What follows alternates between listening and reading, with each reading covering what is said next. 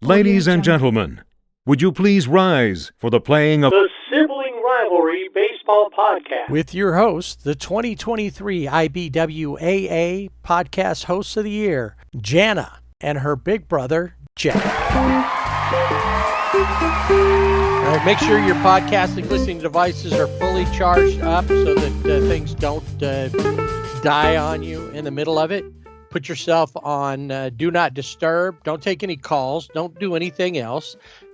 Put on a blindfold or something, or some kind of sensory deprivation gear, and get yourself ready to talk about or to listen to people talk about baseball.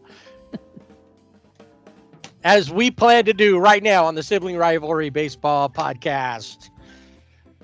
All right, second week in a row, and Jana has avoided more birthdays. She said there were no more birthdays, at least at her house. But you know what? Birthdays have a way of popping up. And it's like, oh no, we ended up having this other birthday to go to because like a friend from work or church or some random stranger was at the Cheesecake Factory having a birthday, and we thought, let's join in. That's and right. Next thing We're birthday crashers. Your birthday crashers. See? See? You're just down there hanging out at the melting pot. That's right. Hoping that you can help celebrate birthdays with somebody. Anyways. Yes. Okay. So you're here. I'm here. The Dodgers and the Angels both played this last week. Although, when the Angels are playing, I don't know if you can really say that they were better than the White Sox. And we'll talk about them later in the show. We'll give you a little bit of an update on what's happening as we get into this last month of the season. There's only a few series left. Some of them are going to mean something. Some of them aren't going to mean anything. So we'll talk about that. We'll talk about what's happening with both the Dodgers and the Angels. But first, let's tell them where they can find us. On Twitter at Sibling Rivalry BB without the A. And on Instagram and Facebook at Sibling Rivalry BB with the A. Our website, siblingrivalrybb.com. And you can check out the Fanatics link there and get yourself some cool gear. I did just recently. Enough fooling around. Let's go to the ravine. It's time for Dodger baseball. Sorry, having a Costco chocolate chip cookie. Not sure why I needed a Costco chocolate chip cookie right as we're going to start the Dodger segment, but I did. So, not a bad week for the Dodgers again. They had Baltimore come in, and then they took a little quick trip to Arizona for a wraparound series.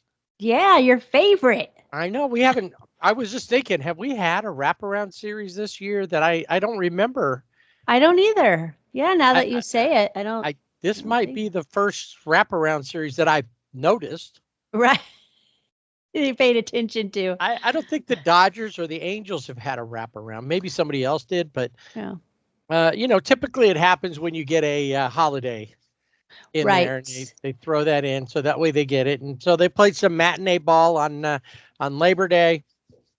We'll talk about that, but first, although I didn't hear anybody bill it this way, what could be a potential World Series matchup?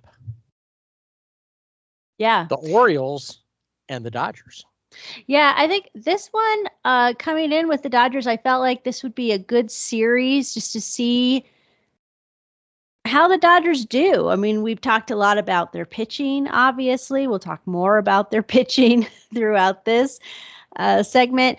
But I thought it was a really good kind of barometer of how are the guys playing, what's going to happen against a team like the Orioles, who are young and they had a taste of the postseason last year, and they're in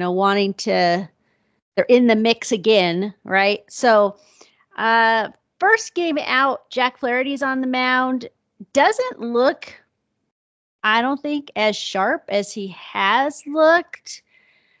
Gave up 2 home runs in this loss. They lost 3-2, and I think all the Dodgers had 7 hits all together total. So that's not going to get you anywhere. It's something that I noticed. I've been noticing a lot, and I don't remember. I think it came up the other day too. Was that the Dodgers have had lots of hits, Yeah, and no runs. right. Yeah, they've been leaving a lot on base. Somebody will get a walk, and like a walk is a gift. So you need to take that gift. Welcome to the neighborhood. Yes. And a lot of times they leave them on base, or somebody gets a single, whatever it may be. Dodgers have been doing a lot of that. So in this first game, nothing to write home about. Like I said, Jack Flaherty, not quite on his game. And I'm still not sure about Jack Flaherty. He seems kind of like an enigma. I don't know where he fits in. Because I'm so used to seeing, and I know he's new, but I'm so used to seeing how how they are just react with one another. And he still seems, and this might just be his personality, he still seems somewhat removed from that, but I don't know. Not really seeing him interact or anything, and I honestly forget about him. Right, until he pitches. I still think, and I keep wondering, why do we give up Paxton? Numbers wise, but I don't feel like I felt like Paxton, and maybe it's that Flaherty doesn't have a, like the mighty sequoia, like big maple, something like that. He needs some type of nickname that's maybe tree related, with maybe, or something else, the tank or something. Or, I don't know. He just fighting still. Flaherty. Yeah. I don't know.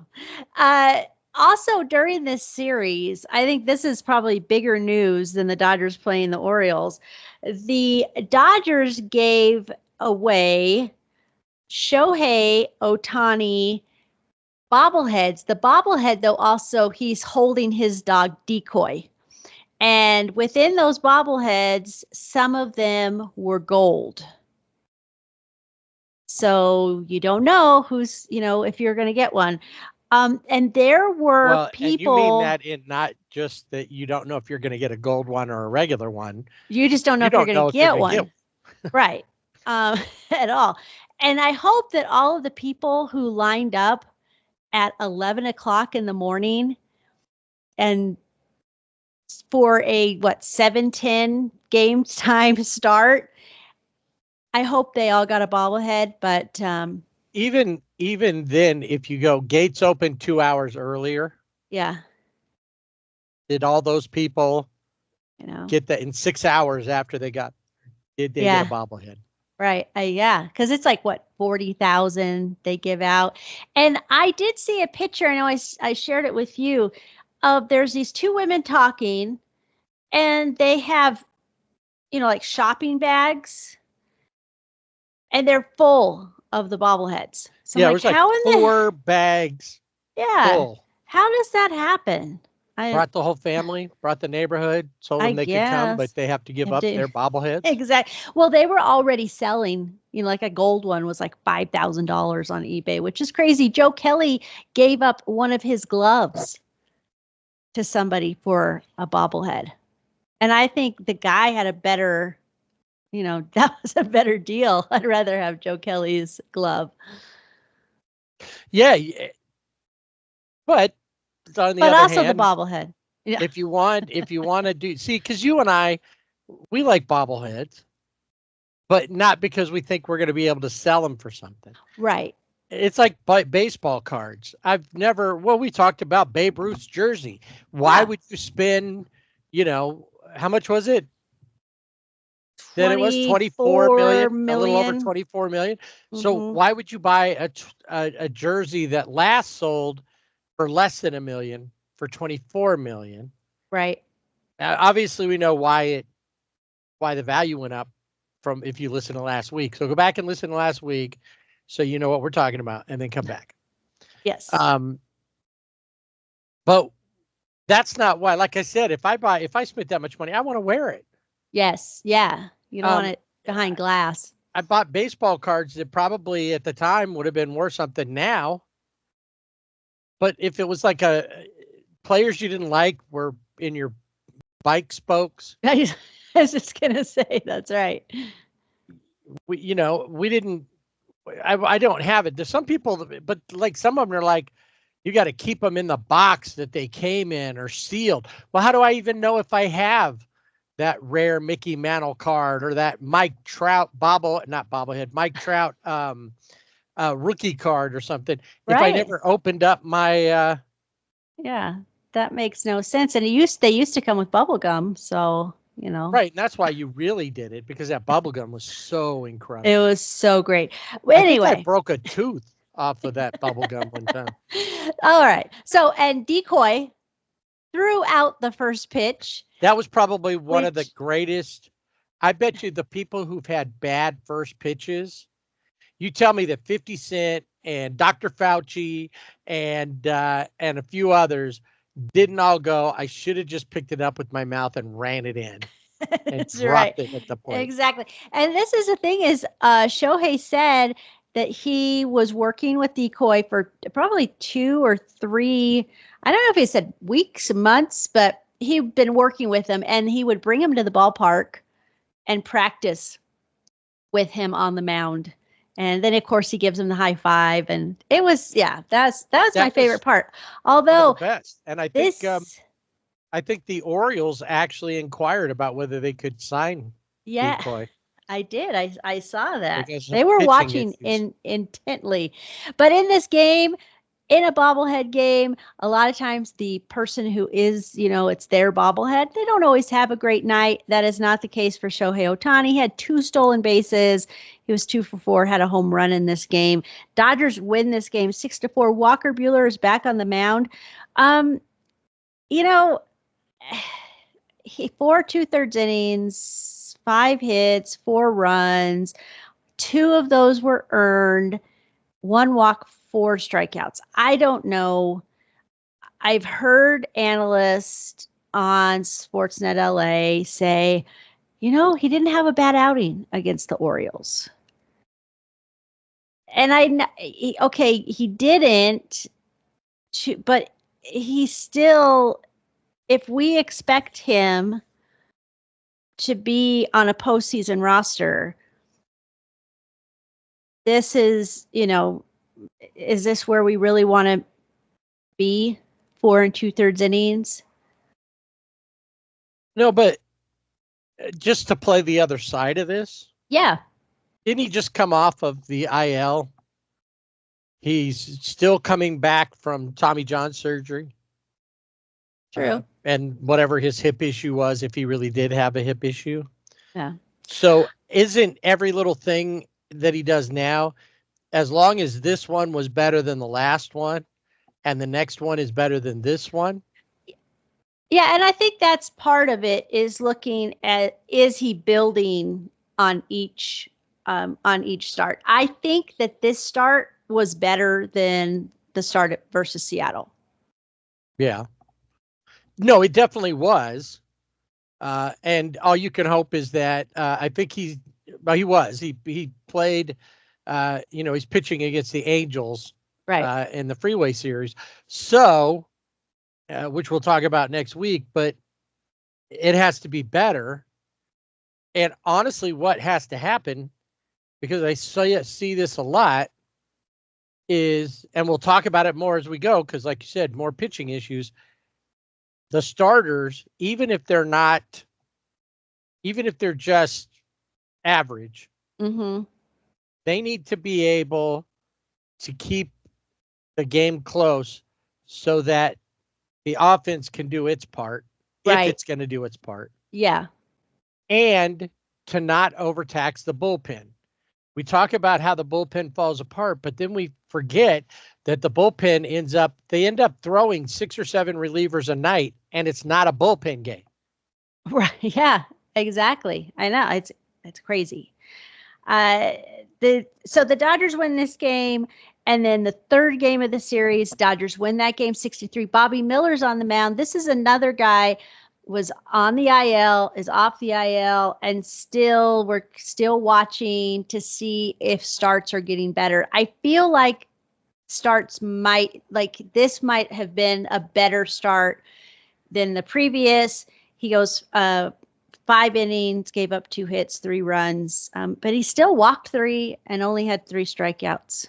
So Yeah, he's on a 1-for-1 K to base on balls, and yeah, the walks are what get you in trouble. every time. One walk here or there, but next thing you know, you're down 3 or 4 runs, and how many of those may have been because you walked a couple of guys, Yeah. and then you gave up just a base hit, a lousy single, put you behind. Yeah. Or you hang a pitch, and whoever takes it out of the park. Yep. Yeah. I mean, it's just one of those things. I just concerned, obviously, as probably all Dodger fans are, about pitching and what it's going to look like moving forward. Do have some good news on that front. But yeah, it was a good team effort, even though they only scored 6 runs. mm-hmm. They had 14 total hits. Mm-hmm. Only Shohei hitless in that game. Yeah, and instead of being 1 for 8 or 0 for 6 with runners in scoring positions, still not a good ratio, 5 of 13. But I mean that there was still something happening. So yes, with runners in scoring position. Yeah, and and the Orioles, they didn't just roll over. I mean, there were times where, I think even in the second game where it was, this might go the other way. And the Dodgers were able to hold on. In that second game, they faced Corbin Burns. Nice thing is, though, is they know Corbin from his Milwaukee They had days. their way with him. He didn't do well. Yeah. Another thing that I noticed was that the names that you saw that seemed to be having the best series were not Adley Rutschman, not Gunnar Henderson. I think it was this last game that Colton Cowser, a Rookie of the Year candidate, did something. But for the most part, the guys, Santander is 3rd in MLB in home runs. No home runs this series. I think he still hit like 300 through the series, but it wasn't the guys that had been doing it that you see doing it for him day in and day out they just didn't have they had a base knock here or there, but they didn't have big series like you've seen them have in other games that put them in the position that they're in right now. Yeah, and I think, like I said, this series, I felt like it was just a good measure. See how the Dodgers do. How does the bullpen do? And for the most part, the pitching, Flaherty, Buehler, and Miller, they weren't spectacular. They weren't lights out, but that's where the Dodgers offense came in and helped. Well, Flaherty did the minimum. Yes. You need to hit 6 innings. These other 2 guys just went 5. Buehler didn't even make it to 5, just short of it by an out. But they need a full 6 innings, every one of them, so that the bullpen hopefully isn't getting attacked. And if you can do 6, then you can do 3 relievers and it not be, like I said, 6 or 7 a night. That would be, you got to start figuring out now how this works going forward. You're going to get to the playoffs unless something bad happens. You completely collapse and the Giants become unbeatable. Right. Yeah. Because they're the ones that are going to have to push the other 2 to push the Dodgers out. Exactly. Yeah. So I thought it was a good series. And then the Dodgers go to Arizona, and this is a series I think everybody was anticipation for this series. How is it going to play out? It's in Arizona, and reliving the miserable time that they had there in October, where the Diamondbacks just stomped on them and showed them the door. So, but these games, I was not able to watch these games live because I live in a blackout zone. And over the weekend, I was in another state, but was still in the One blackout. of them you could watch. I'm getting to that. One of them sorry. I could watch. Now, I want to apologize because being a sports fan and being superstitious, I never can watch the Diamondbacks play the Dodgers ever. I was able to watch the Sunday game because it was on Roku, and my mother-in-law. Right. I know. I had no idea that was even a thing. I knew they didn't have Peacock the Peacock deal anymore. I only knew about it because earlier this season, the Angels played like a Sunday morning game. Remember Breakfast Ball? Right. Yeah. They did something similar, and it was on Roku. Oh. And Mark Gubigza was like, "Is that free? Wait, what's going on with this?" And they had a whole big conversation about it. So that's the only reason I knew that was a thing. Yeah, I had no idea. Saw it, and I was like, "Oh, my mother-in-law has Roku, so Sunday afternoon, I'm going to watch the game." And this was a horrible game. It was awful, and I watched the entire game, and after that, it was like, I think there's a reason why I can't watch the Diamondbacks and Dodgers play, because maybe these are the type of results. But let's talk about this first game. In the first game, there were 10 combined runs in the first 3 innings. Clayton Kershaw started this game. He was knocked out in the first inning with big toe pain, and that's a little tease so you can figure out what the big toe pain is, because I'll tell you later. There was a run scored on a disengagement violation, and the Diamondbacks had a 4-run rally in the 9th inning, but luckily they came up short. This game 10-9. And at one point it was back and forth, but then it was like the Dodgers were, it was at 10-5. And It's like, oh, okay. And I check, I can check the score. I can listen to it, but we were doing stuff, and I check the score, and I'm like, oh, 10-5. All right, 10-5. That's good. And then I look again. I'm like, what? 10-9. Yes. Anthony Banda happened.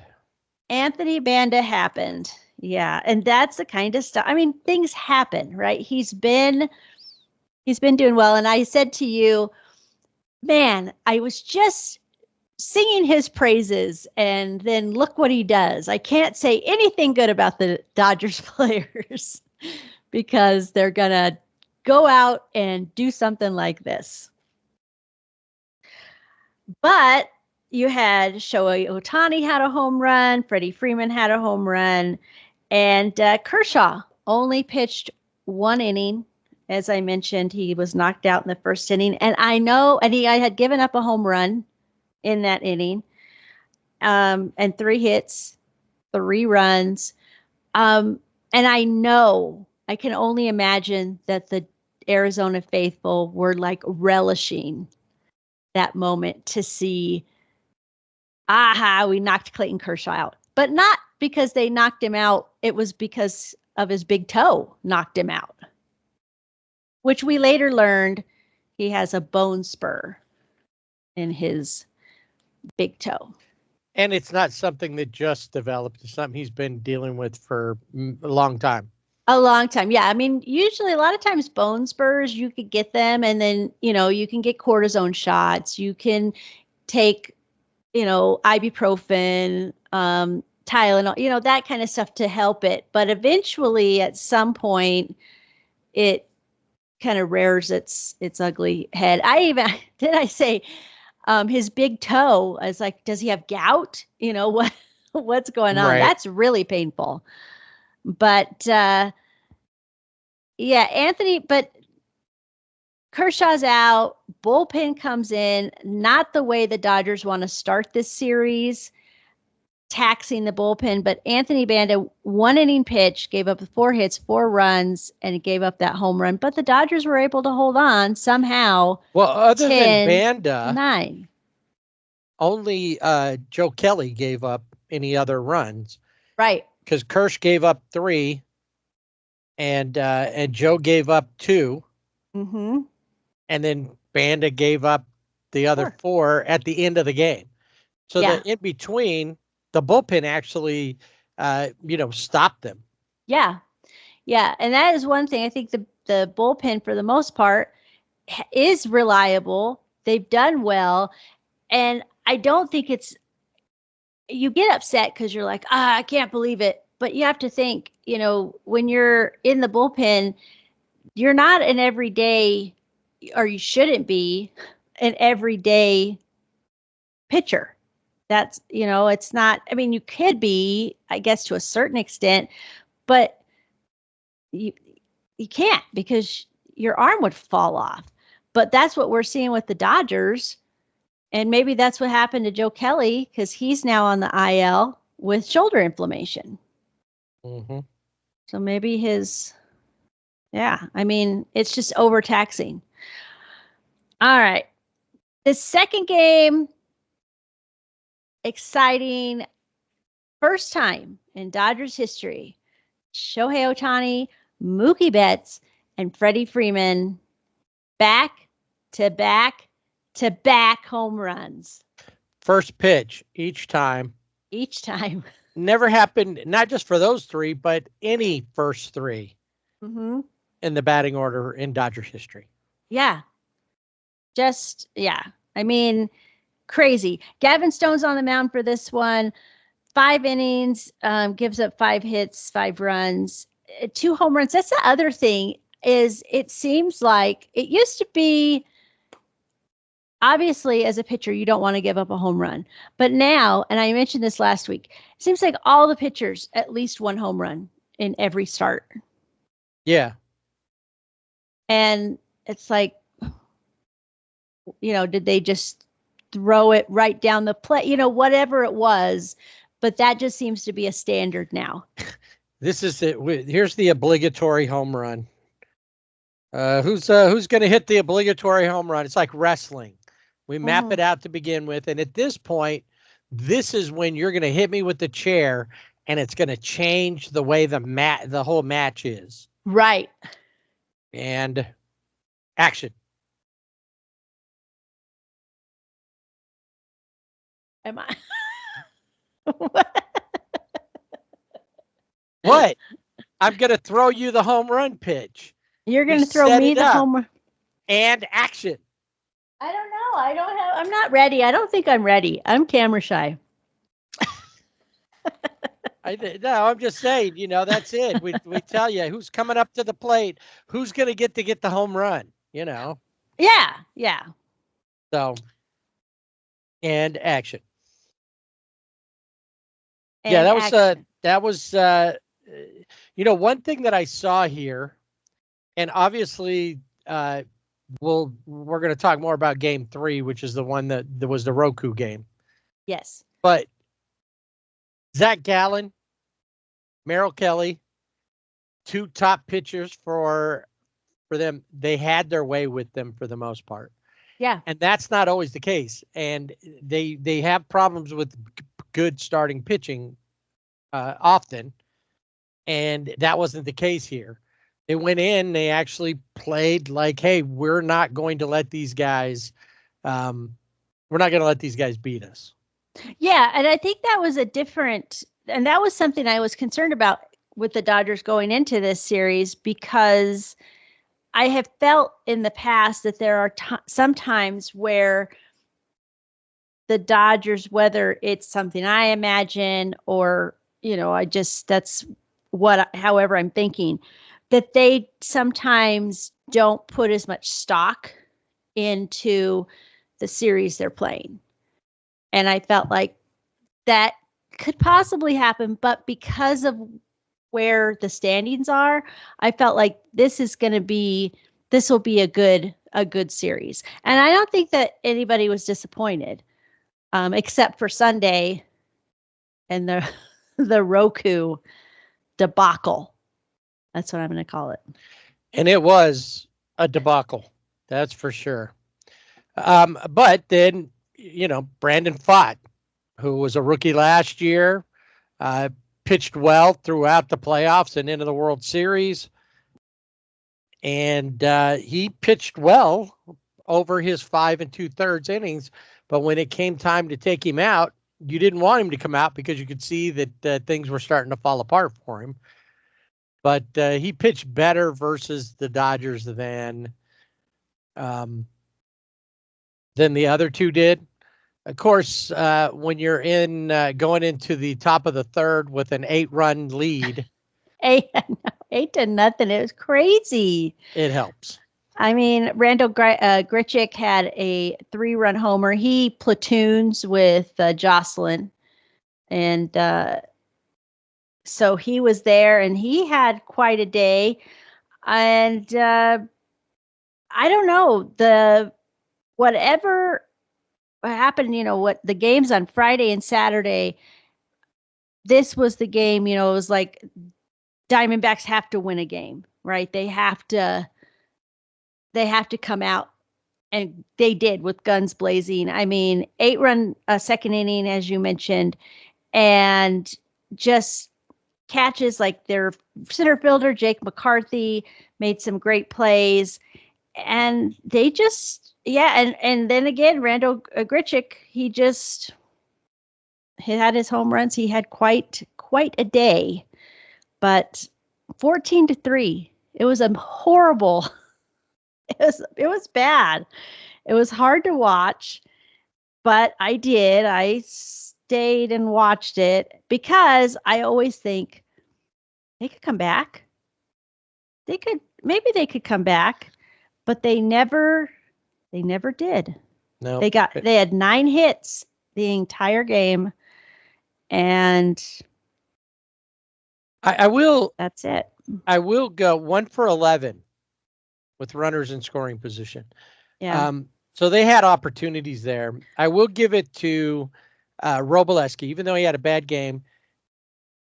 Normally, after you've given up 9 runs in the first 3 innings, you're done. Mm-hmm. They didn't have anybody in the bullpen.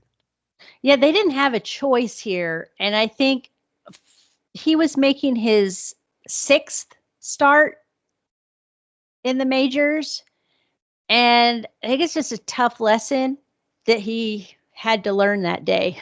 Mm-hmm. And so between him, go ahead. I'm sorry. Well, as I say, when he came back, I mean, it was tough, and he was roughed up. Gave up 10 hits, 10 runs, only had 2 strikeouts, 2 walks, gave up 2 walks, and then 2 home runs. But there were moments where you could see it was like, okay, I just got to settle in. I got to dig in. And, he did have where he could get a guy, got guys out, and it wasn't terrible. He was able, it was 14-3, but there were some bright spots for the rookie pitcher. Yeah, he and then Michael Grove came in and took over. They gave up most of the runs, and then Kike gave up a couple of runs as well when he came in to save the bullpen even farther. Or even further, I mean. And so that works out that they were able to save the bullpen in a game that you would expect that they would be overworked. Well, and in this because game, they already had been. Yeah, and in this game, it was already they had already pulled by the third inning. Freddie was out. Mookie Betts was out. Teoscar Hernandez was out. They were on the bench. Yeah, they took Shohei out at some point because they put Miguel Rojas, went and played first base, and Andy Pages was back. Has been called back up with September call-ups. He's in. Kike was the only reason that they put Miguel at first is because Kike went from first after he went in for Freddie to pitch. Right. And then, yeah, it was just ugly. It was ugly. But, you had Tommy Edman, who was 2 for 4 in that game with an RBI, and Austin Barnes, 3 for 4, and with an RBI. So, it is what it is. That game. I will say, though, the Roku, I did not care for. It was Jose Mota, who's fine, because I felt, he is a Dodger, an announcer, but I felt like he was more down the line, whereas the other guy is the play-by-play for the Diamondbacks, and he did rein it in as the game went on, but at the beginning, especially at that 8-run inning, you could tell it was almost like, oh, I'm on the Diamondbacks network or whatever it is, calling this game. And then they had this weird, during the inning, Perdomo was mic'd up. And then they had him in one screen and then another screen with, what was going on, but you still couldn't see because they had it so close up. So it's like you could have, a big screen, like 90-inch TV, 100-inch TV or whatever, and you still only saw this little box with him talking, and then he couldn't hear because it was so loud in there because all of those games were sold out. Right. That was for sure. There was a lot of that. Finally, we're into the final game, the wraparound game, as it were. And I didn't watch it. Right. And it was, will they split this series or will the Dodgers win it? Yeah. And the Dodgers end up winning this game 11-6. Freddie Freeman, 2 home runs. Shohei Ohtani steals. Number 44, number 45, and number 46 in his stolen bases. And again, Flaherty is on the mound, but again, only 5 2/3 innings. Gives up five hits, does get jumbo jacks for everybody with 7 Ks, but he still looked, I think he looked better than he did in the Baltimore series, but still, like I said, I'm still not quite sure about him. They just looks better on paper, right? Version of James Paxton. Yeah. I mean, maybe that's not completely true, but I just don't see, when I get that, I'm underwhelmed by the numbers. Yeah. No. Right. And that's part of it. The thing that they've got to watch with Arizona, and anybody that plays Arizona is going to have to watch. They went out and got Josh Bell, who's played on a lot of teams. You would think nobody really wants him, but they picked him up and he was on base. He took over Tim Anderson's role. He was on base a lot. And him, Eugenio Suarez, multiple home runs in the series. Yes. They were driving the bus. Corbin Carroll, who's had some downtime earlier this year. And I think we're going to talk about him coming up a little bit later. He didn't have like an overwhelmingly outstanding series, but he made some plays, got some hits. This is a team that, if their pitching stands up, they're going to be tough to handle. in any series. But the Dodgers showed that even without their best stuff, with the exception of that one game, and I don't figure Justin Robleski is going to be one of the starters unless they have no other choice when it comes playoff time. And there is a fair chance that they're going to have to play Arizona. Yeah. Well, I mean, the way the playoffs look right now, I mean, there's that chance. Yeah. In this series, the Dodgers scored 32 runs. They had 52 hits. And it's the first time that they posted these type of numbers over a 4-game stretch since 2021. So I think I think it was good. They were gritty. I think they were trying to get hits where they need, and it wasn't trying to hit home runs. Obviously, there were home runs in this series, but it was just trying to get the guy over, just get him over. And which is when you've got guys stealing bases, like I said, Shohei 3 in that one game puts himself in a position to not only closer and closer to 50-50 season, but puts himself in a position to score runs. Mookie had a couple of stolen bases. These are things that they have to do. They've got to play small ball. And it's nice when, Freddie comes in and comes back off of, taking some days off and well, that leads was the off thing. with a home run and, yeah, and hits a few. Yeah, and that was the thing we didn't mention, but in the Baltimore series, he didn't play because he had fractured his finger when they were in St. Louis. But then he continued to play when they came home. And it was like, hey, we need to give him some rest. And obviously it seems to have helped. For sure. So the Dodgers have a interesting rest of the season. Played the Angels earlier this week. We'll talk about that next week. They've got Cleveland at home this weekend. Another team that could be a potential World Series matchup. Mm-hmm. And then really for the rest of the season, they've got 2 more series with Colorado, which the Rockies play them tough. But when you look at what kind of games they need to be playing, they need series that they can get up for. And the Rockies, unless they're playing to get their playoff spot, the Rockies maybe not that team. Well, yeah, I mean, the Rockies are, out of. They have been eliminated. They're eliminated. We'll talk about that in around baseball as well. But they've got a home and away series with them. They've got San Diego at home. They've got Atlanta, but then they also have Miami, another team that's been eliminated.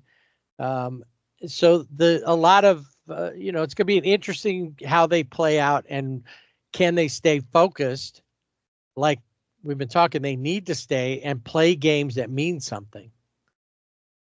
Right now, they're like 5.5, 6 games up on because they've been winning, and they've got to stay there.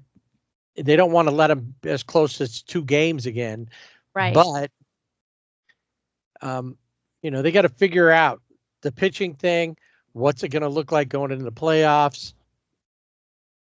They got to start doing 2 things: figuring out how to stay motivated throughout the rest of the season and how to set up for the playoffs, whatever it is. Well, I think if Arizona continues to play and San Diego, those 2 teams, they're always going to be, they're nipping at their heels. And I think for the Dodgers, they haven't had that in the last few seasons, the last couple of seasons at least, and I think that's what they need. I think that you can't, if you play out the season, we've seen what happens where they're 20 games up or, whatever it may be.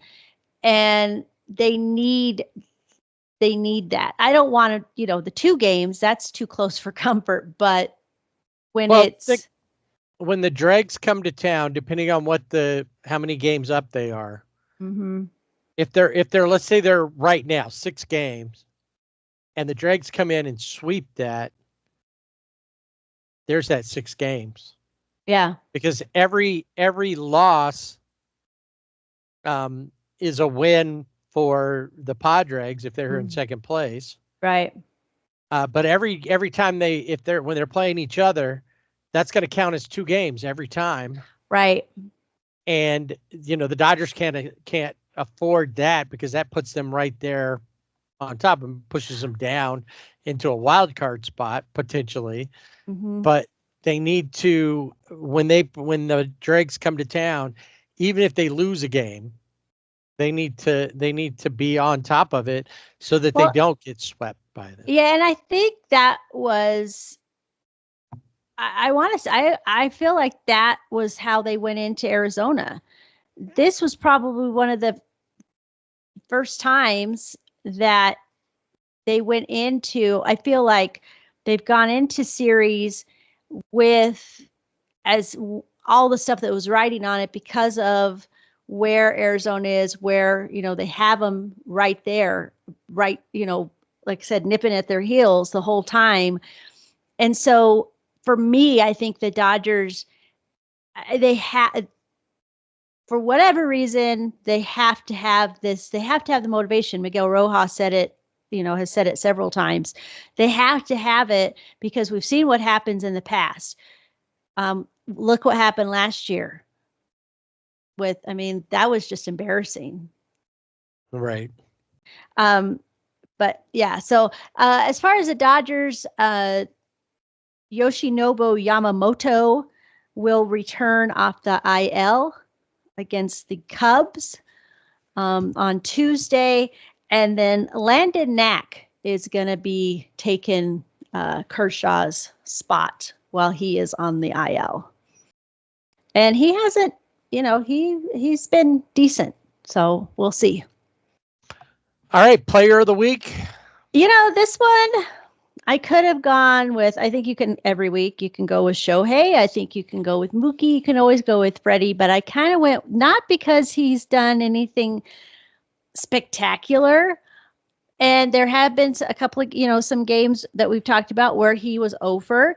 However, I felt like I needed to give it to Tommy Edman because he, in these series, he had some hits, he had some RBIs, good defense, especially in that Baltimore game.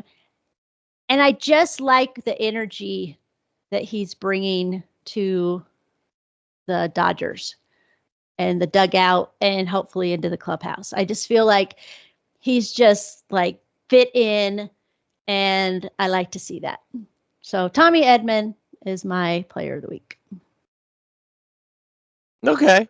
I went through everything, thought, well, let me see what it looks like. Let's see where we can go here. And I just decided to give it to Decoy. I think that's a great choice. I also thought about giving it to Decoy, but I was like, let's go with somebody, let's look, because I know a lot of times, especially when we first started doing players of the week, I was like all about, stats, and I had everything. And now I'm just like, you know what?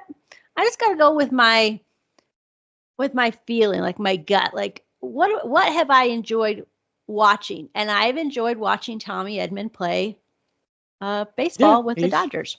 He's that's not a bad one. I didn't think about him, but yeah, for that reason, I did think about even like going with Robleski, because that had to be tough to hang out there all that time frame.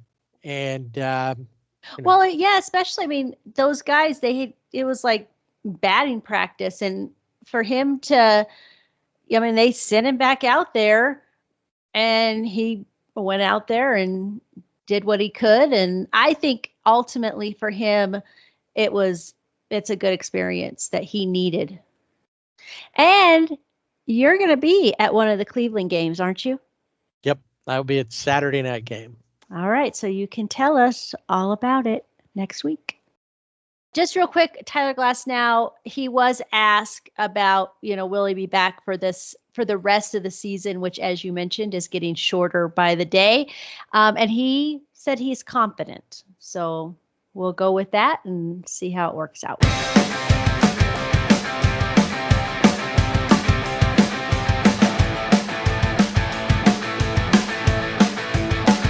Time for the Silver Lining segment, a.k.a. the Angels. And you know what? I think win some, lose some is the Angels' motto. They had one of those weeks. They went 1-2 in one series and 2-1 in another series. So Yeah. pretty standard. They've played better than 500 ball a lot since the All-Star break. After the first couple of months that were just so bad, they could end up with a better record.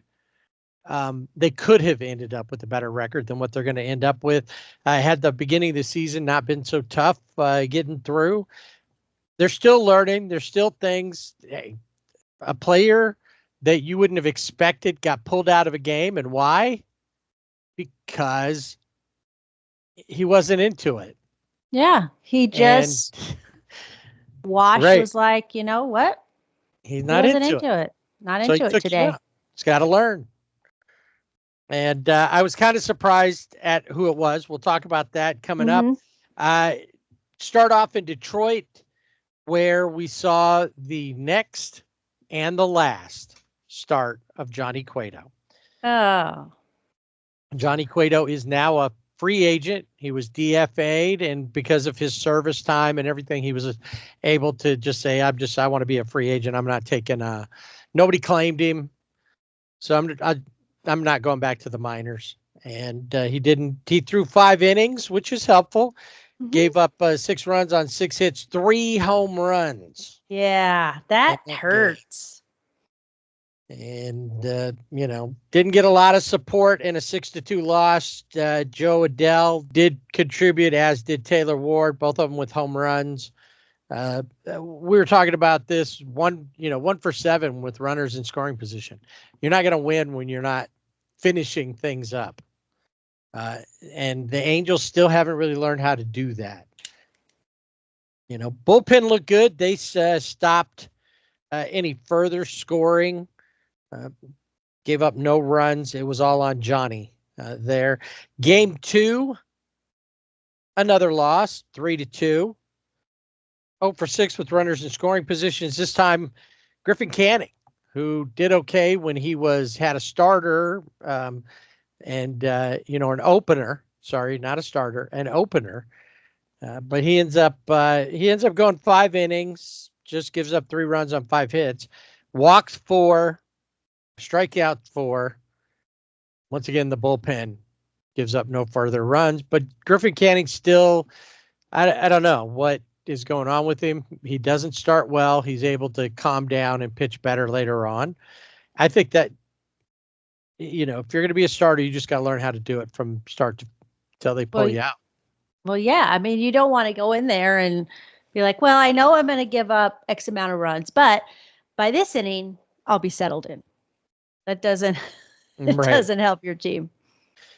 Game 3, they shut out the Tigers 3-0. Zach Neto does something that only one other shortstop in Angels history has done, and that's hit 20 home runs. Do you know who that shortstop was? I feel like you told me, and I don't remember. Well, I'll tell you this. If he continues on and to play and to do things like this shortstop I'm talking about, his number may be retired and up on the wall out in right field with all the other retired numbers. Number 11, Jim Fregosi. Oh, last guy to do that. Maybe Neto's number 9, if he can keep that up. Of course, maybe not. Well, who knows? Mickey Moniak, 2 for 3 with an RBI in that game. And once again, Kahanowitz, who we've talked about previously, good game, gave up no runs. Bullpen didn't give up any runs. Gave up 5 hits over 6 innings, and picks up the W. Old friend Zach McKinstry, 3 for 4 in this game for the Tigers. So the Angels then head home from Detroit to take on for the last time this season, the Seattle Mariners. And here's a team that at one point was like, oh, they're trying to get their way into the playoffs. But they're not playing like a team that wants to go to the playoffs. No, they're not. And the Angels have had their way with them the last few times, swept them 2 different times. And 8-5 on the season as they take this series 2-1. They lose the first one, but nobody cares because there was a first in this game. There was the first Italian-born player in the MLB pitched for the Angels. Yeah, they picked him up in the trade that sent Captain Caveman to Philadelphia. And that's he came over with Ohapi from the Philly system, made his debut. His family flew in from Verona, Nice. Italy, and were there for the game. And Sam Aldegheri, when you look at the numbers, it doesn't look good. And you'll call this out, but I never do. However many runs were scored while you were pitching, that's how many runs are charged to you. But the earned run average, when we talk about ERAs, is based on only earned runs. Right. Thanks to an error by Zach Neto, 5 of the 7 runs that Aldegheri gives up were unearned. Yeah. He doesn't look bad. He goes 5 innings, gives up 6 hits, those 7 runs, only 2 of them earned, struck out 3, walked 2, and he gave up a home run. Julio Rodriguez said, hey, welcome to the show, kid. Well, and I was just going to say, you mentioned, Seattle, they look flat, and you haven't heard a lot about Julio this year. No, he's batting like in the mid 200s. Yeah. He was injured, and he's not, you don't see him in T-Mobile commercials anymore. Yeah. He's not in a lot of highlight reels, and, he's not what you expected, the next coming of King Griffey Jr. maybe. And, he's a solid ball player. He started picking it up towards the end of the season, but I don't think it's going to be enough for them to make it to the end of the wild card. No. So, overall, not bad. Home runs by Taylor Ward, Mickey Moniak, and Brandon Drury. Game 2 and Game 3 were both wins. Game 2, real quick, 5-4 win. I think the biggest thing in that game, there were 3 players with 2 home run game. 2 Angels and 1 Mariner. Any guesses? I know one of them was Mickey Moniak. Yep. Joe Adele hit 2 home runs. Oh, see, I never would have thought that. Nope. And then... and maybe that's why I didn't write it down, because I thought that's not true. That's a typo. I did have to double check it. And sure enough. And Justin Turner. JT, oh, yeah. That's right. He had 2 home runs in that game as well. Once again, the bullpen didn't give up any runs. Tyler Anderson, just a short outing, 4 innings only, and 1-1 strikeouts, 2 baseballs. Yeah, 2 base on balls. 2 base on, yeah. So the spotlight game, if you will go to Game 3 of this, where something that hadn't happened for the Angels since 1973, and something that had never happened for the Angels since 1961, when they came into Major League existence. A 20-year-old made his debut. The last time, Frank Tanana, 1973, made his debut on September 9th of 1973. Caden Dana makes his debut 1st of September 2024, and doesn't look too bad. No. He's wearing Jared Weaver's number, number 36. Mhm. It has similar hair length and coloring to Jared Weaver. So there were a lot of, but Jared Weaver, they don't look the same when you show them side by side. It's just physical characteristics from the back, not really the way that they pitch. Doesn't look the same. He looks all right though in his debut. 6 innings, gives up 2 hits, 2 runs. One of those runs is a home run, and he becomes the youngest in Angels history to win their debut. Like I said, at 20 years old, and he can thank Taylor Ward with a home run. He can even thank Anthony Rendon, who drove in 2 runs. Wow. To help him Old get man helping that. him out. That's right, huh? Getting him that 3-2 victory. I did a quick little check just to compare outings. Caden Dana had, or Cadence, as my phone corrected it. I was texting you. That's right. Cadence. Cadence, Yes. just like Jocelyn. Yes. He had a better outing. Frank Tanat only threw 4 innings compared to the 6 for Caden. He gave up 5 hits, 4 runs, 1 home run, walked 4, struck out 3, had a 9 ERA when he left that game. Caden Dana, 3 ERA, 6 innings pitched, 2 hits, 2 runs, 1 home run, 4 walks, 4 Ks, and he threw 95 pitches. When Frank Tanata pitched, they weren't counting pitches at that point. So nobody knows how many pitches he threw. Somebody does, but that wasn't part of the official stats like we keep them now. Right. Yeah. So that was like I said, they end up they win a few, but they lost a few. It evened up at the end. They were 3-3 on the week. And I mean, for the Angels right now, I don't think that's bad. Now, I mean, obviously you don't, you want more wins, but as we've talked about, it's all about where they are in their development right now. Exactly. So we were talking about somebody not going, getting taken out of a game. And it was kind of interesting because they kept showing when I first watched, this happened in the Saturday game.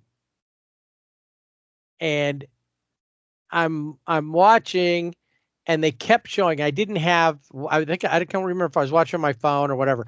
I didn't have sound up, so I didn't know why they kept showing the player kind of standing behind, kind of looking between the slats of that. That they've got the bench that they have up by the railing. Yeah. And he's standing below it. And he's looking through, look at the game. Like a little kid. Yeah, he got pulled out of the game, and that's Zach Neto. Yeah, Zach Neto. Of all the players to get pulled out, Zach Neto's the one who gets sat because he just wasn't into it. And Ron Washington wasn't having it. No, so hopefully he learned his lesson. Yeah, Ron Washington said he wasn't into it tonight, and sometimes you have to teach them a lesson. And I'm guessing that he probably did. But I mean, that's just how Washington is. He doesn't treat them. If you're going to act like a kid, then you're going to get treated like a kid. When you act like a professional, he'll treat you like a professional.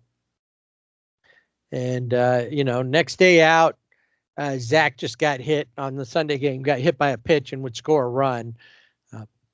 But not a huge game for him there. But hopefully that's him. He's just coming back from it. He'll figure it out. He's been playing so well. Can't give him a break, though. He's too young for that. It's not like. Well, and this guy is somebody that could really be say the player, but a big part of Angels baseball going forward. And those are the lessons that you have to learn. And I think it's good that they have Ron Washington there. He's old school, but I think he's really teaching these guys how to be ball players. Yes. And that's the thing. So the Dodgers come, like we talked about, they're going to be in Anaheim. Freddie Freeman will get to see his old coach in Southern California and Ron Washington. And then they hit the road to take on the Rangers in a 4-game set. They have the Rangers twice, so they have them there at home. Once hit the Grill, and once back in Anaheim. Same thing with Houston. They're going to do that as well. They have, and then they also have 2 series left with the White Sox, home and away. The only remaining series that isn't against the same 3 teams is they have to go to Minnesota, which they will do after Texas. And after that, it's just Chicago, Houston, and Texas to finish everything up for them. Players of the week or player of the week, who you got? I went with Cadence. Dana. Caden Dana. Just because it's history, right? Youngest Angels pitcher to win a debut. And he looked decent. He went 6 innings. That's big. I mean, yeah, Tyler Anderson only go 4. Right. And I would have thought that he wouldn't have done as well as I half expected to read Frank Tanana's line, and that Tanana pitched a complete game. But that was not the case. So you're right. He did look really good. For me, I thought about him because of that, but I felt too that when it came to the Angels, I saw one name keep popping up all the time, and I've probably given it to him before, but he deserved it this time, and that's Mickey Moniak. 444 batting average. He went 8 for 18, had 1 double, 4 home runs in those 6 games, 7 RBIs, and a 1640 OPS. So a great week for Mickey Moniak, who's trying to put himself in a position to be an everyday player and make a name for himself there and live up to what people thought he could be.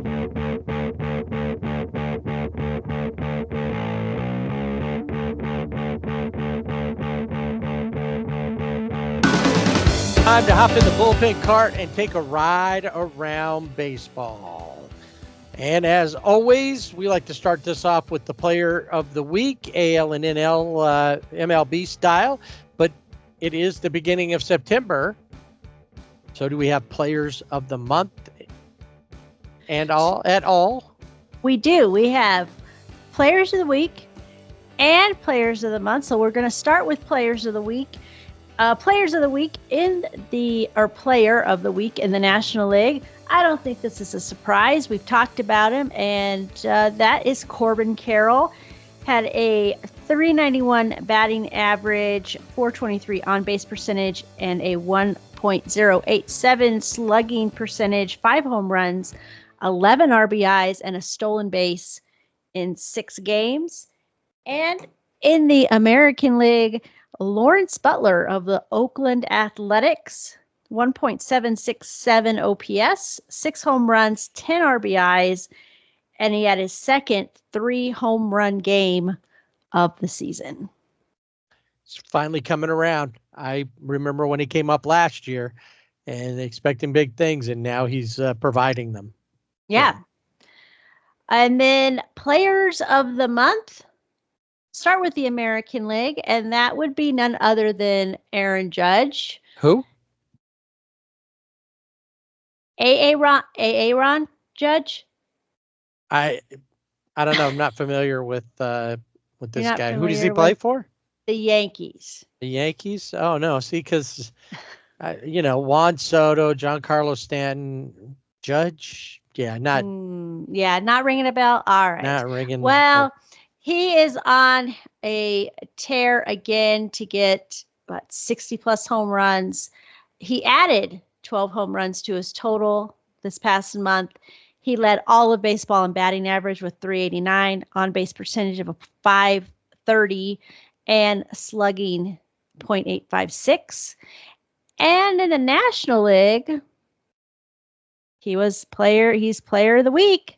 He's also player of the month for August, and that would be Corbin Carroll with batting 280, on base percentage 342, and a slugging percentage of 700 and a 1.042 OPS, 11 home runs, 24 RBIs.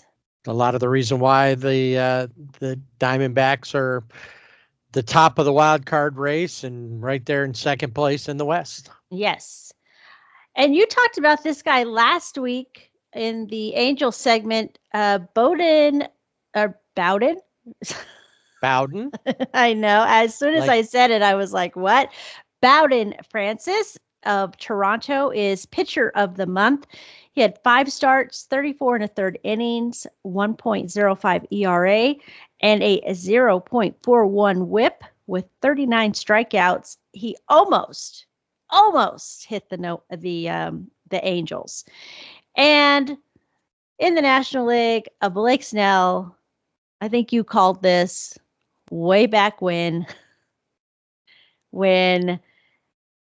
Snell had a no-hitter early on in the month versus Cincinnati.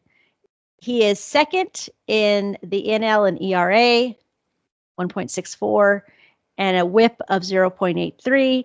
And he led all pitchers with 53 strikeouts, and he only allowed 1 home run. So I think that's something. It is. Because, as I said, the more I look at these, the more you look at box scores, the more you see it seems like every pitcher, regardless how good they are, they're giving up at least 1 home run. And for rookies of the month in the American League, from Houston, Spencer Arrighetti. 1.95. How come you didn't do the Italian accent for Sam Aldegheri? I didn't. I just He's listened. actually from Italy. I just listened to the pronunciation. I should have listened to Arrighetti. All right. 1.95 ERA, a 0.90 whip, 47 strikes, Ks in 32 and a third innings, and 7 innings of no hit ball versus the Philadelphia Phillies. He's from the Houston area. Arrighetti. Do you think they say his name Arrighetti? I don't know, but Texas, if I Google, he went if to I he Google went to it, Cinco Ranch High School they're probably like, in Katy, Texas. Arrighetti. Hey, Arrighetti. Get over here, Arrighetti. He was actually born in Albuquerque. Oh, really? Yeah. Interesting. Arrighetti. I don't know. I just listened to the pronunciation, and the person who pronounced it had an accent, and Eric Hetty. Eric Hetty. All right. And I don't think that this is a surprise to anyone because this guy is showing up in, potential rookie of the year in the National League. And that would be San Diego's Jackson Merrill. He hit .303 with a .626 slugging percentage, 7 home runs, 23 RBIs, 5 stolen bases, and 4 of his 7 home runs were game tying or go ahead home runs. I kind of think that without him, and as much as I hated him and probably Profar, Yeah. I don't really think that the Padres are where they're at without him. Yeah. No, he's been the spark plug of that team. Most definitely. Oh yeah, I mean I don't know what Let's see, what's his WAR? He's got a 3.5 WAR, and it makes me wonder where he is. As far as the rest of the Padres are. Yeah, he is. So Jackson Merrill is number one on the Padres in WAR, followed up by Michael King, pitcher, and then Dylan Cease, and then Jurickson Profar. Wow. Yeah, that says a lot. I don't even, when I'm looking at they put like on Baseball Reference, they put like the top 10 on there. Mm-hmm. Now I see him, but at first it was like, where's Machado? And he is like number 7 on the list, followed by Tatis, who hasn't even been playing, and they have almost similar WAR. So, wow. I don't know. All right. Let's turn our attention to the mound and relievers of the month. That honor goes in the American League to Josh Hader of the Houston Astros. He gave up only 1 run in 13 1/3 innings for a 0.68 ERA with a 0.60 whip, holding opponents to a 0.071 batting average. Oh, wow. And your old friend Raisel Iglesias of Atlanta is the NL reliever of the month. In 11 games, 13 1/3 innings, he gave up 2 hits and he didn't walk a batter. And nice. 14 strikeouts and a 0.15 whip. And those are your players of the month. Nice. So I have some bad news, White Sox fans. The White Sox don't have enough games left to break the all-time losses in a season record of 134. The best that they can do is 131, and they have to lose out the rest of the season.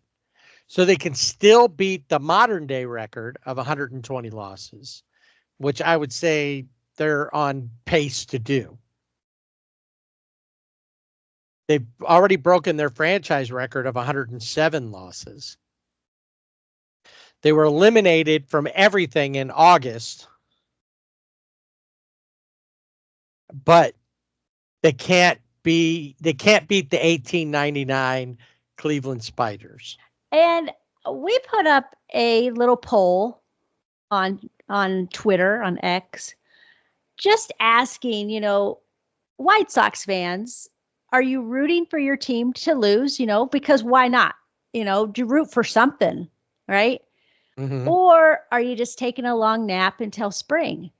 And we had 2 responses. So I don't know if we hit a nerve with the White Sox fans, but I think, yeah, you're going to be disappointed. Obviously, you can see it in the attendance at the ballpark. I mean, it's really bad.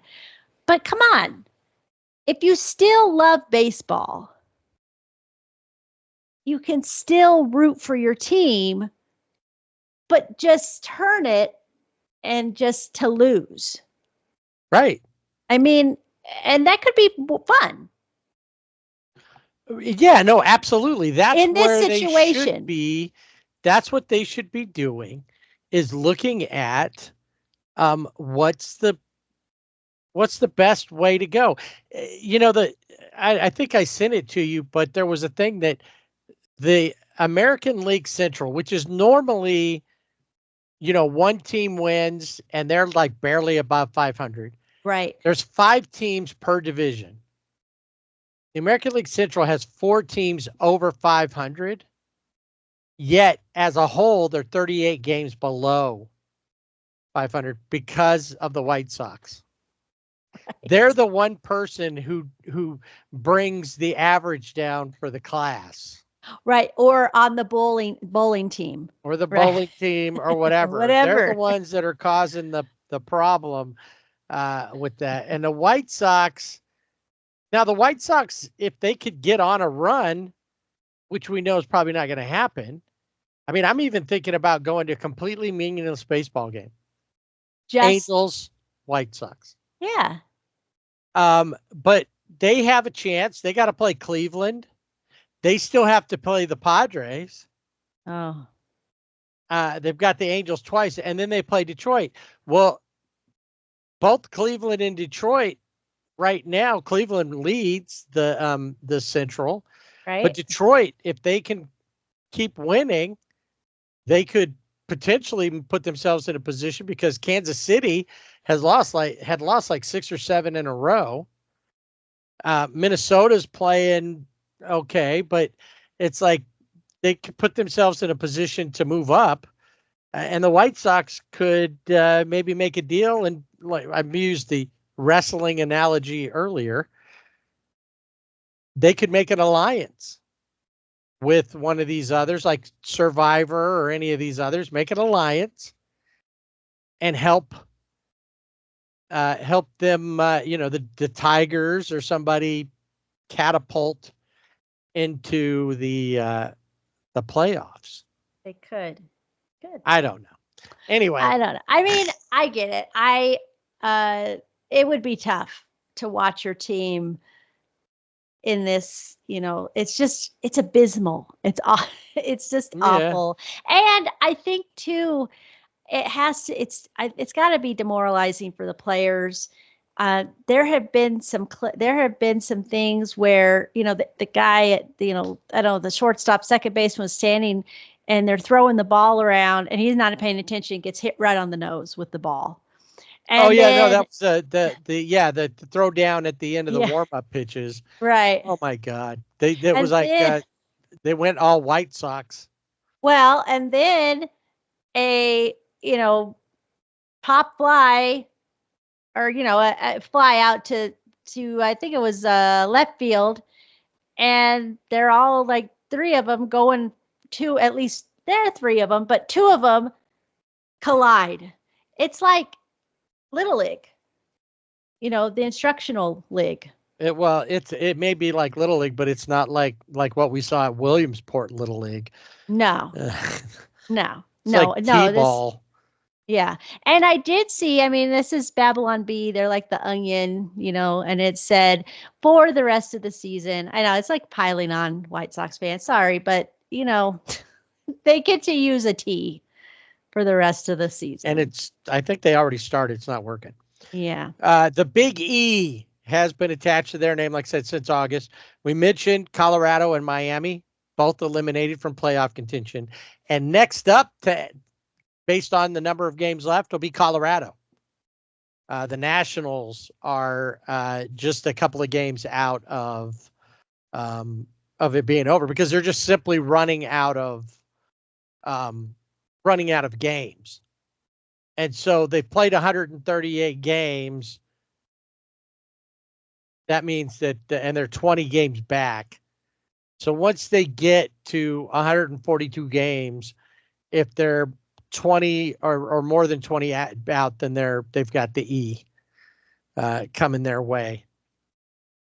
So they're going to be next. There's some other teams that aren't quite that far back, but it is it is coming that they'll be that's going to happen soon for a lot of teams, but none of them are going to have like the White Sox record there. One of the things that this last weekend, the Phillies and the Braves were playing one another, and the Phillies pretty much are holding on to, I think they have a 22 game, their magic number is about 22. Dodgers are around 20. The Brewers are about 23. The Phillies are pretty much looks like they're going to win the East.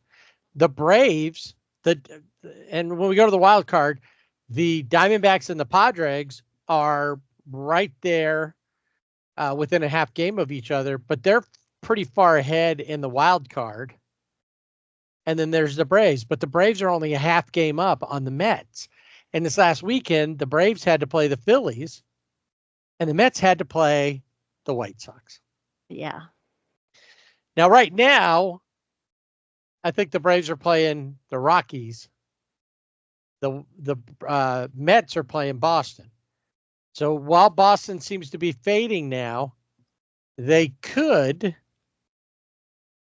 conceivably beat the Mets. But there's the wild card race right there, is the Mets and the Braves. Oh, yeah. I don't think anybody else is going to, the Cubs aren't that far back from them. They're about 10 games out in that, and the Cardinals, but I think it's Mets and the Braves. And if the Mets can put it together and keep playing, well, they might make it, because the Braves are having their issues. They But certainly are. now the question is, are these teams, who are they playing? It's like the Padres have to get to play Chicago. Well, I mean, not that that's a given, because the White Sox did win a series versus the Yankees. And talk about pennant races right there. The Yankees just lost ground to Baltimore, and they've been swapping back and forth or tying. Their pitching is kind of falling apart. Their closer has blown like 11 or 12 saves. So there is a lot still that can happen before we see the end of this. But who's going to come out of the West? The AL West will be Houston. Right. Everybody else is fading. Oakland seems to be surging, and that might look good for them when they're in Sacramento next year. The Central looks like Cleveland. The Brewers have taken the Central, NL Central. We're going to be fighting to the end with the Yankees and the Orioles. I don't think the Dodgers are going to lose first place, but it is close. And then I think the wild card race for the National League is going to be the best race. That and the American League East.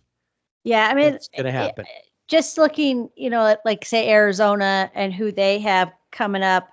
I mean, they're playing San Francisco. They go to Houston. Then they play Texas, Milwaukee, and then Colorado, Milwaukee again, San Francisco, and then they finish out. And this should be a good one. They finish out the season against the Padres. Yeah, see. So, well, who knows what? And they're going to be playing for something at that point. Yes. Unless one or the other falls apart. Mm-hmm. So, I mean, that's going to be interesting. But yeah, it's weird, because when you look at like the AL West, we know that the Asterisks are going to win the AL West, and the Mariners are only 6.5 games out. So if they put up on a winning streak, they could close the gap. Obviously, the Asterisks have to do their part and lose a few, but it feels like that's forever. And I feel like the Cubs have a better chance of catching up to the Brewers at 10 games back than the Mariners do to catch up to the Asterisks. Yeah, I mean, the Mariners will be playing their second to last series of the season is 3 games in Houston. So let's see. And then they play Oakland for the last weekend of the regular season. So I think what we're really getting at here is there's still a lot of good baseball left. And there are teams, despite their losing records, that could be a spoiler versus some of these teams. Talking to you, White Sox. For sure. No, I don't want the White Sox to be a spoiler. I want the White Sox to lose 131 games. Right. Well, no, So I that mean, like, means I'm that going to be rooting for the White Sox when they played the Padres. Okay. Well, sure. You want to do that? Yeah. Absolutely. Anyway, yeah, lots of great baseball yet to play. Even though we're in the last month, for some of these teams, obviously it's too late. It's close to being too late for some of them, but there's still a lot that could happen. And teams within striking distance, and weird things have happened in the last month. Yes.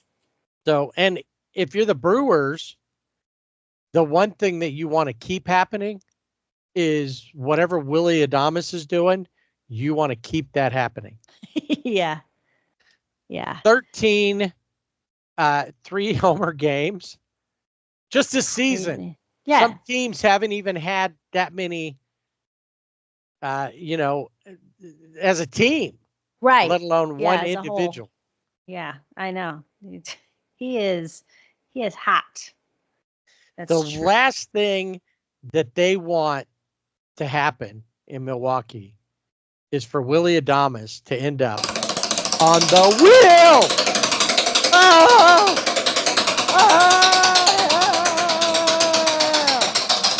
Do you need to be seen at the Will of IL urgent care? Maybe. The line's too long. There's That's always. true. All right. You got to have like a full-blown emergency to get in there now. Like I've lost a limb. Yeah.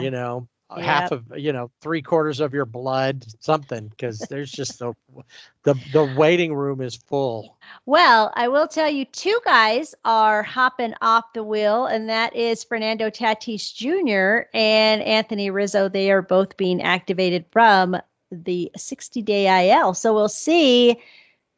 Will Tatis Jr. make a difference for the Padres, or will it continue to be the what's his name? Jackson Merrill. I know, but when I think said it's still going to be Jackson Merrill's show. So, and then is Anthony Rizzo, how is he doing with? That's a big question. Will that help the Yankees? Yeah, because they've been playing okay without him, but is he the piece that can help push them over the top? Right. And help right the ship? He's not a pitcher, so I don't think so. No. All right. In Arizona, Lourdes Gurriel Jr. is on the 10-day IL with a left calf strain. Jordan Montgomery is listed as day-to-day in the game series versus the Dodgers. He was hit on the leg with a by ball and has a leg contusion. And catcher Gabriel Moreno has an adductor strain. Adductor, not a division ductor or a multiplication ductor. Cleveland's Josh Naylor is listed as day-to-day with back issues, so keep an eye on that. I will be, because he's one of the reasons. Him and J-Ram are two of the reasons I wanted to see Cleveland play. Well, because I like those guys. Yeah. J-Ram will be there. Yes. But will Josh Naylor be playing? We'll see. Kansas City's Michael Lorenzen is on the 15-day IL with a grade 2 left hamstring strain. And Kansas City's Vinny Pasquantino has a fractured thumb, and he is going to have surgery on that thumb, and it looks like he will still be out 6 to 8 weeks, but we'll keep an eye on that. I did mention that Clayton Kershaw is on the 15-day IL with a bone spur. He is using a walking boot, but that is to keep his toe stabilized. So keep it where it's not moving. But he's still throwing. He's been still throwing. He's been setting. Anyway, so he's still ramping up, even wearing the boot. I mentioned Joe Kelly with shoulder inflammation. Carlos Correa is on the 10-day IL and not quite sure when he's coming back. He has a heel injury, and he isn't able to run the bases in cleats yet. And that's like a big deal. You need to, to be able to do that. Got to be able to dig in there and go. Garrett Cole is day-to-day. He had a right calf cramp in his last start, so they're keeping an eye on him.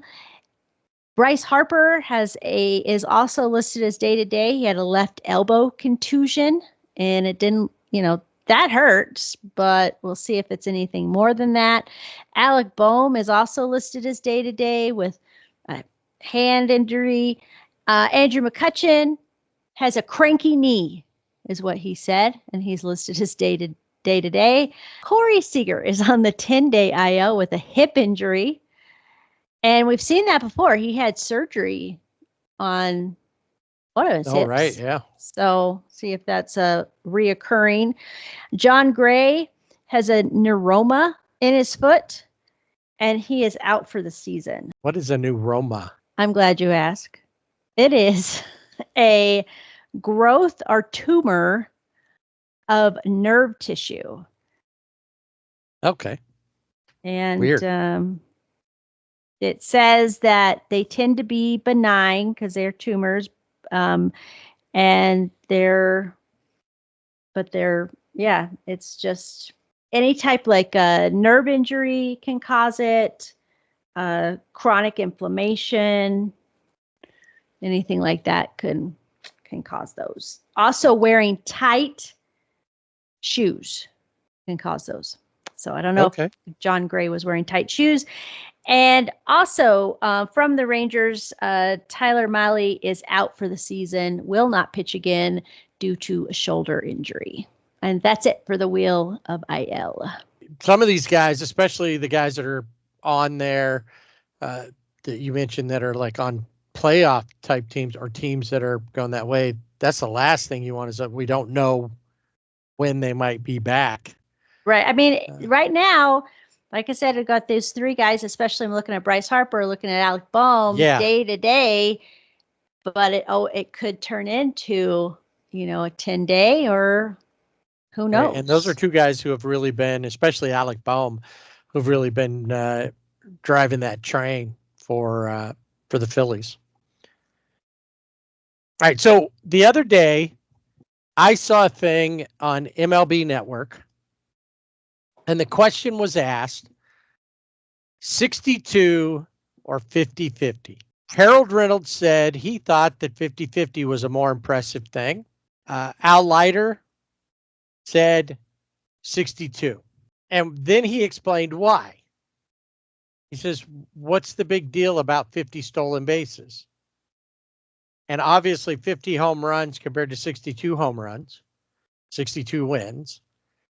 But they expanded the size of the bases to create more base stealing opportunities. So why would that be better than hitting 62 home runs? And while we've probably seen that steals are up, Ronald Acuna Jr. last season stole 70, MVP of the National League. Well, obviously he hit 40 home runs, so he did something nobody else had done.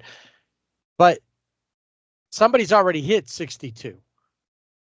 They've hit more than 62. I know that's an American League record if he does that, and it's quite the feat. But isn't 50 home runs and 50 stolen bases, isn't that better? I don't know. What do you think?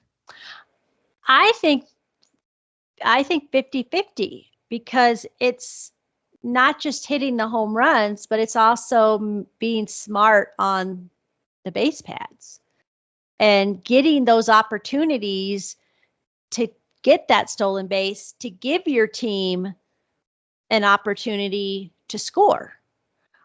62 home runs, that's impressive. But when you're getting the hits, even, you're a single, double, triple, whatever, you're and to steal 3 bases in one game is super impressive. Right. For, when you're going for that mark. But no, I think 50-50 because it's, I don't know, it's almost like going the extra mile to help your team out. No, I think the 50-50 is more exciting for the game overall. So just real quick, Elvis Andrus is going to retire. He was released by the Diamondbacks back spring training into spring training. He's been a free agent. Nobody's picked him up. He is going to retire tomorrow as a Texas Ranger. He's going to throw out the first pitch, and then he'll kind of like Matt Kemp. Yep. And Tommy Pham was claimed off of waivers from the Cardinals, and he is now a Kansas City Royal.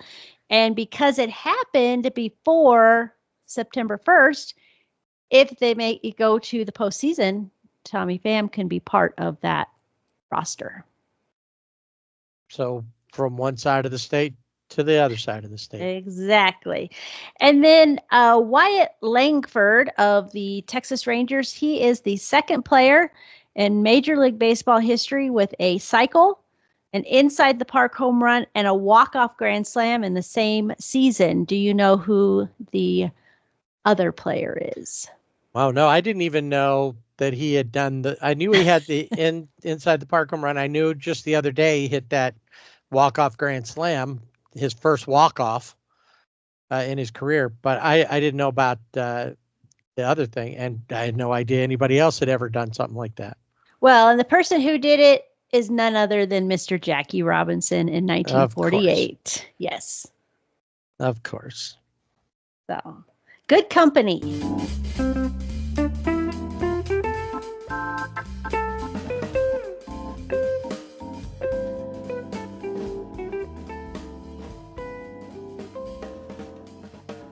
And that'll do it for this week's Sibling Rivalry Baseball podcast. Going to park the bullpen cart, and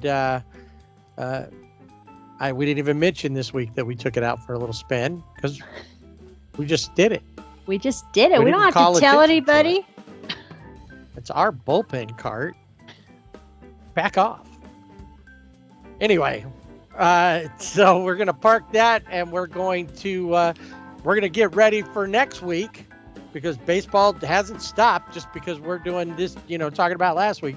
Angels and Dodgers, we'll talk about them and the Freeway Series for the final two games of that series, and where we sit as far as those two teams go. We know the Angels are not in the playoff hunt, but the Dodgers are. I think next week, too, it just reminded me of a couple things that when you mentioned that Elvis Andrus was retiring. Mm-hmm. I think next week maybe we should take a look at some guys who might be retiring come the end of the season. Okay. And so we'll do that next week. And like I said, get you up to date on everything else that's going on as we head into the final few weeks of the 2024 baseball season, and we head towards October and playoff baseball. Find us on our Twitter at Sibling Rivalry BB without the A, and don't forget to vote in the polls whether you're a White Sox fan or not. I know, come on, it's just fun. And on Instagram and Facebook at Sibling Rivalry BB with the A. And then, of course, do like I do. I get all my stuff through the link for Fanatics on our website, siblingrivalrybb.com. Until next week, go see some baseball if you can. Make sure you're watching it. Keep up to date. Don't feel bad. Don't feel bad if there's something that we talked about that you weren't sure about. Send us a message. We'll be happy to explain it. And regardless of what you do over the next week, don't forget to swing away.